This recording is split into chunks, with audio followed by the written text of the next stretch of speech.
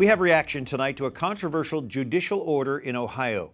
Judges performing marriages cannot refuse to marry same-sex couples on personal, moral, or religious grounds. Judges who stop performing all marriages in protest may be seen as biased and disqualified from any case involving sexual orientation. The state's Judicial Conduct Board's decision is non-binding, but it may be used by the Ohio Supreme Court for guidance. Kerri Kupec is Legal Communications Director for the Alliance Defending Freedom. Kerri, how much weight does this ruling carry outside of Ohio? Well, obviously this ruling is limited to Ohio, but the fact that this kind of opinion could be issued in the United States of America is quite disturbing.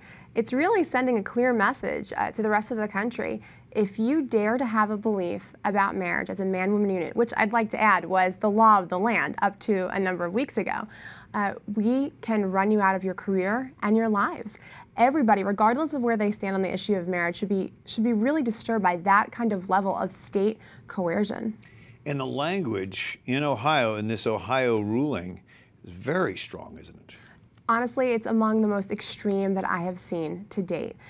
For starters, judges are not even required to perform marriage ceremonies in Ohio, which is very interesting. You know, that's the first thing we need to address. This is not an official part of their job duties, but what this opinion says is that if you do them, or if you have done them, you can no longer have religious conviction about marriage. So it says that so if you want to just marry opposite sex couples because of your religious convictions and not same sex, you can't do that. But they go a step further, and this is where it gets particularly extreme.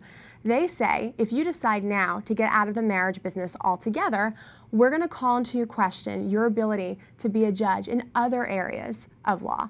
So you're not required as a judge to do weddings. If you're already doing them and you say, I'm not doing any anymore, that is going to be construed as a protest, I guess? And that's what the opinion says. In fact, it says, so they give some examples. They say it's if a same-sex couple comes before this judge and it's an issue of domestic violence, clearly has nothing to do with marriage. They say that judge's ability to neutrally arbitrate that matter could be questionable. But they go even further and they say in all areas of their official job duties. And then they go even one step further and say the entire judiciary of Ohio can be called into question. So basically what they're saying is you must participate in these same-sex marriage ceremonies, or we're going to run you out of being a judge. And so there's no more room for religious freedom in this system.